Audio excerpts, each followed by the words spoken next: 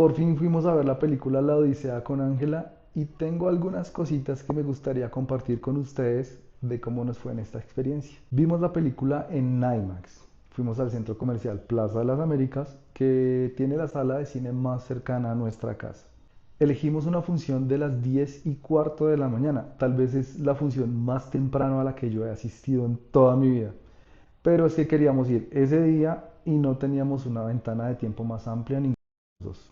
Como llegamos tan temprano al teatro, pues obviamente no teníamos mucha hambre, habíamos acabado de desayunar.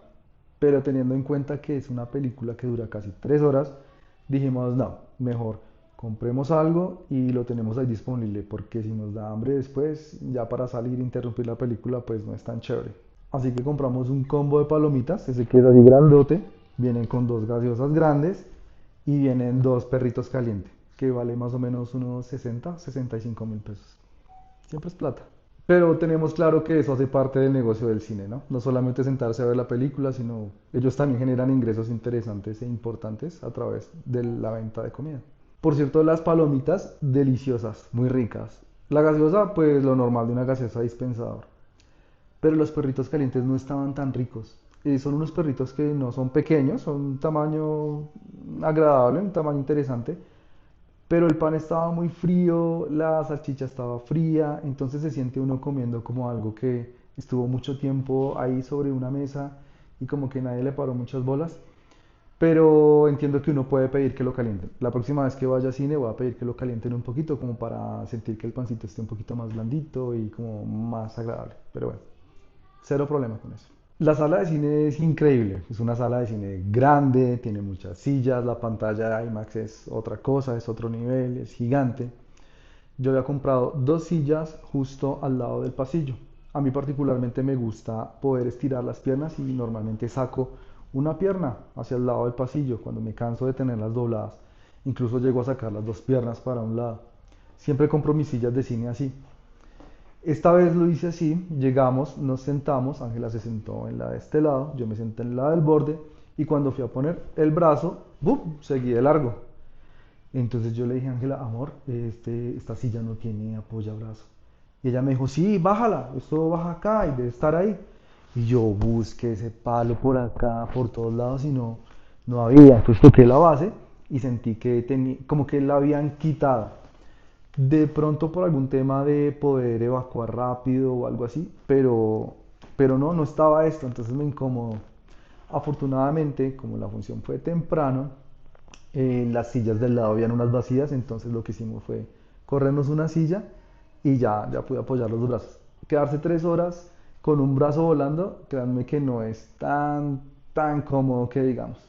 Pero bueno, retomando el tema de la película y la razón por la que hice este video. Tengo 5 aspectos que me gustaría nombrar. De pronto pueden tener un poco de spoiler, no tan graves.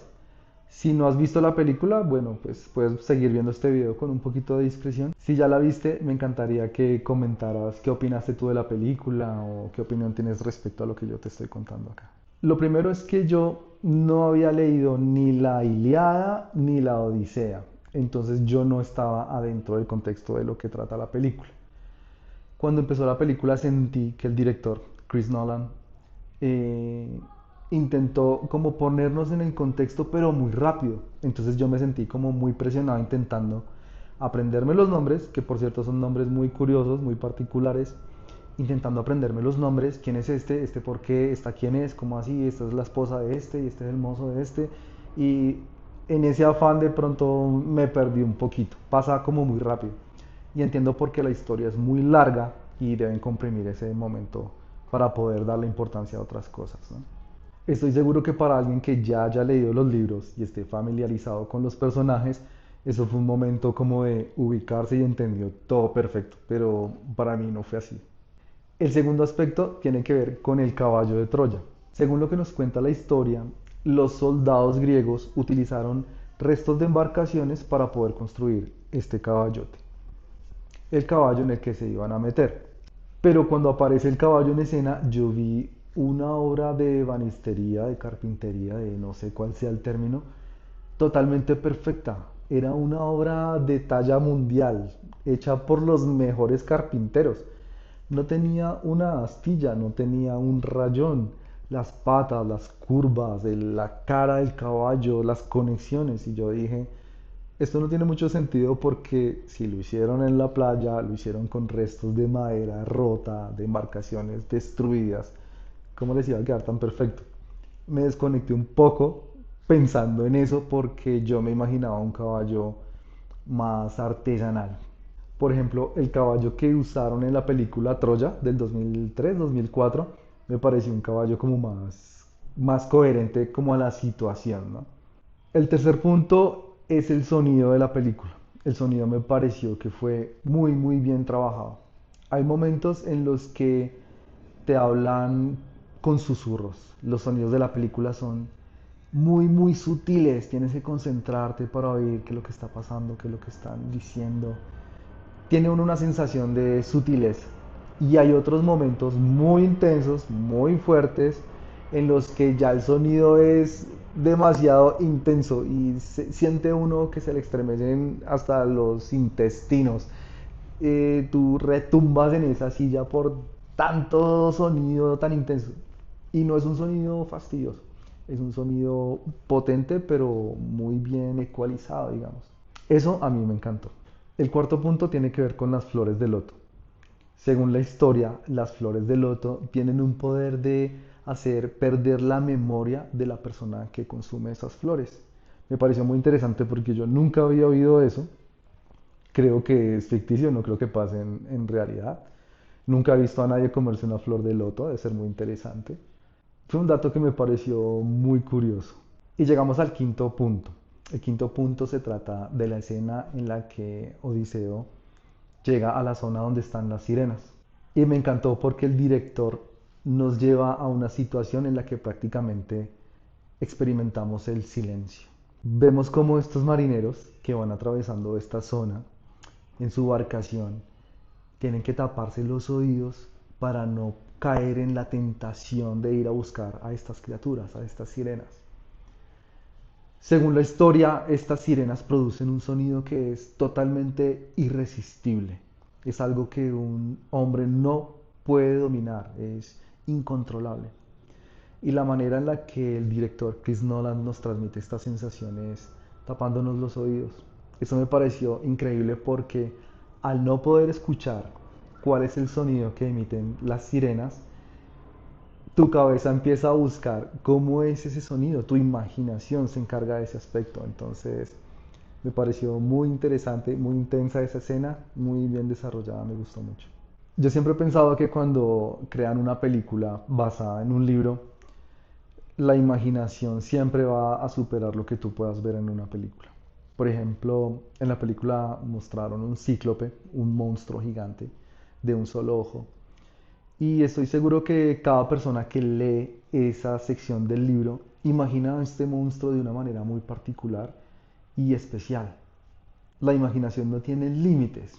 En cambio, al momento que tú ves una película como esta, el director pone esa imagen en tu cabeza, entonces esa imagen ya se incrusta en ti. Es diferente, no estoy diciendo que sea ni bueno ni malo, simplemente es una experiencia diferente. Sé que para las personas que ya habían leído el libro, tenían otro tipo de criaturas en su cabeza. Eso es muy interesante. También me pareció muy interesante que hay tantos nombres y palabras que usamos cotidianamente que vienen de este relato, de este libro. Por ejemplo, el nombre de Ulises, Penélope, Helena, Argos, Calipso, Itaca. Son palabras que yo había oído, pero yo no tenía ni idea que venían de ese relato. Eso me pareció muy chévere. En general la película me encantó, me gustó muchísimo. Estuve perdido en algunas cosas, pero cuando terminó la película, evidentemente tuve que investigar y ya entendí y ya me puse en el contexto. La experiencia de verla en IMAX se la recomiendo a todo el mundo. Si no la han visto todavía, vayan a verla en IMAX. Hasta donde sé la película fue grabada con cámaras especiales para eso, para verla en IMAX. Entonces hay que sacarle el máximo potencial. Yo pienso que una película es una obra de arte demasiado complicada de hacer.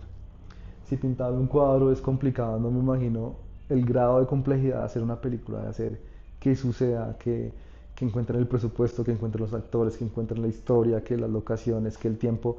Me parece que eso es algo, es literalmente una odisea hacer una película. Entonces, siento que tras una producción de estas vale la pena pagar la boleta en un cine y poder disfrutarla en su máxima expresión. Por cierto, Ángela no se durmió en toda la película y eso quiere decir que la película fue buena. Yo le doy un 8 sobre 10 a esa película. Y ya para terminar, me gustaría aprovechar y mencionar también un tema que me ha parecido preocupante. En estos días se empezaron a presentar algunos incendios en algunas zonas del país, evidencia de que ya está llegando el fenómeno del niño, de que están llegando los calores, que está empezando a haber mucho sol, pero curiosamente aquí en Bogotá no para de llover. Yo que soy ciclista, estoy muy pendiente del clima, de las lluvias y yo llevo casi 2 años viendo que las lluvias en Bogotá no paran, son muy continuas. Eso me hace pensar que el clima está muy, muy loco en este planeta, que no hay una estabilidad. Seguramente cuando llegue el fenómeno del niño a Bogotá va a haber una sequía grande y pues ese tema es muy, muy preocupante. También vi un video de un loco por allá en Palmas, en Medellín, que le prendió candela a una loma y generó un incendio gigantesco. Ojalá hayan cogido a este loco, lo hayan cogido a rejo, bueno, que lo hayan puesto a ayudar allá a apagar el incendio y que tenga consecuencias lo que está haciendo, porque imagínense la cagadota que se mandó este. Bueno, no más carreta, gracias por haber llegado hasta aquí y saludos.